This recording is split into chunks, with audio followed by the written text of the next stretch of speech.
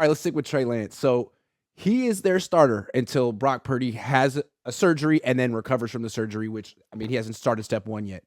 So how can the Niners help Trey?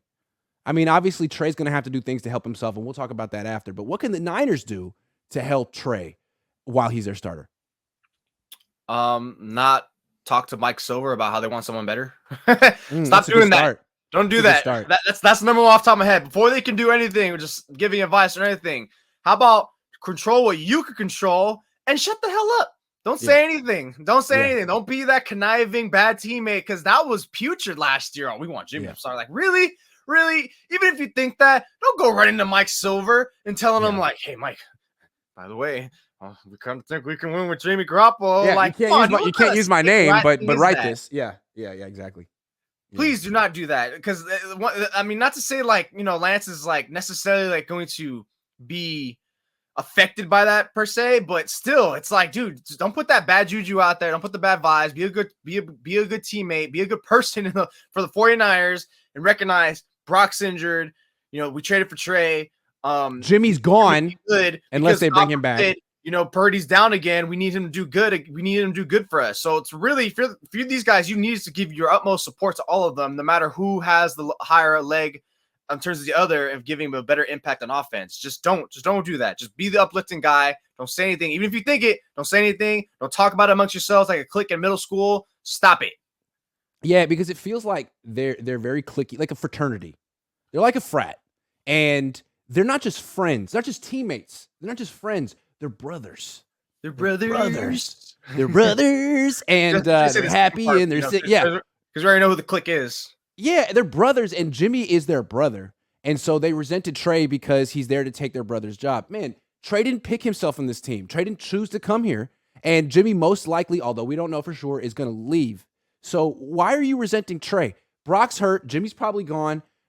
Trey is your season. He's here to save your ass.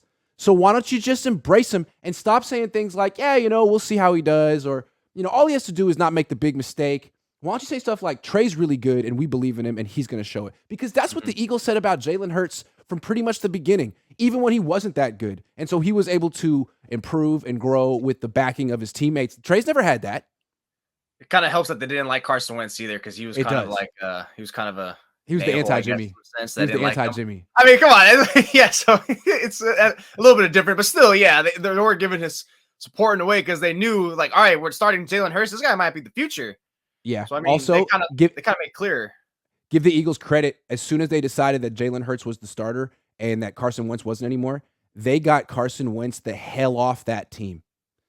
And it didn't give a mixed message to the locker room like, hey, one of these guys will be your quarterback. Rally around both of them. No. Carson's gone. Jalen's a starter. Embrace him. And they did. The Niners gave the locker room a choice, a mixed message. And what do you expect to happen? I mean, we talked about this last year. But Kyle Shanahan knew that was going to happen too. That's why he said he pulled in the 10 to 15 starters, leaders on the team and says, hey, I need you guys to make this work.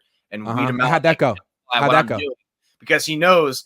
But it's like, damn, dude, the 15 people you brought in, probably 5 to 8 of them were probably the ones that were talking to Silver or whoever the hell. Exactly. So why did you have to do that? Because you already know he's working uphill. And then when he did get hurt, they said felt like a return to 49ers football, which was quite a slap in the face. So, yeah, how about don't do that stuff? And then also, like, man, George Kittle, you've been very vocal about who you want to be the starting quarterback and what Brock has done and Jimmy and all this stuff. Man, you've been healthy for one of Trey Lance's starts, and he won that game. Why don't you be available week 1 and week 2 this season so that Trey Lance can play with you and hit the ground running? Because last year, he got injured before you were on the field. Also, Christian McCaffrey, I'm not saying anything about him, but the addition of him will help Trey Lance. Can you imagine what Trey and Christian McCaffrey, that run game could look like, that zone read run game?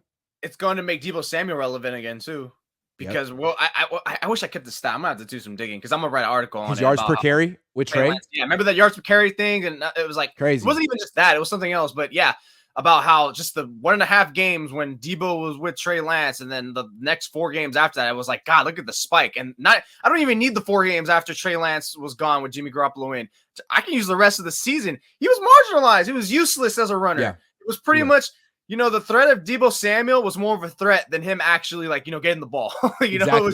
It was just the whole idea of him that was such a threat because every time he got the ball, he was a decoy. He was decoy Samuel. Exactly. Yeah, decoy. He was decoy Samuel. Yes. He was. That's why I love. Yeah, that's a good one. Yeah, man. So that's all.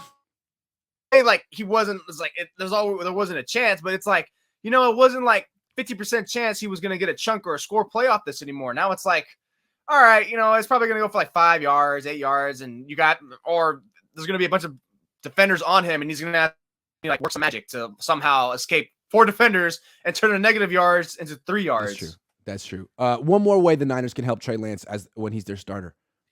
Help him up when he gets sacked. Mike, well, you probably won't be on the team anymore, but Trent, Aaron, Spencer, help him up. Although that was a Mike and Trent production. Couldn't believe that. Anything else? Oh, how about use him as a quarterback, Kyle? That's one thing I'm going to wonder. It's like, Kyle, are you going to be able to like confidently run him like that ever again, especially up the middle? And I still don't understand why they ran him so much. If he was Justin Fields or Anthony Richardson averaging 7 yards a carry or Lamar Jackson, I was like, man, we got to run him. It's our best play. He was actually a good runner. He wasn't running well. He was averaging 4 yards a carry. There were like 7 options who were averaging more than him. He should have been the decoy as a runner. There's no reason. See, it almost felt like Kyle was trying to say, I have to use him this way. I have to run. No, you don't. You won an NFC Championship game handing off. Why don't you work around Trey and not feature his leg, especially after this surgery? So I'd like to see them use him as a quarterback before they write him off as a quarterback. You drafted him to be a quarterback. See what he can do. Yeah, that was the one time they used him as a quarterback was against Houston. He looked good, played well. Yeah, I mean, I just forever will just look at that and just be like, well, I hope, Kyle, you realize like, are you going to have the gall to actually call those plays again?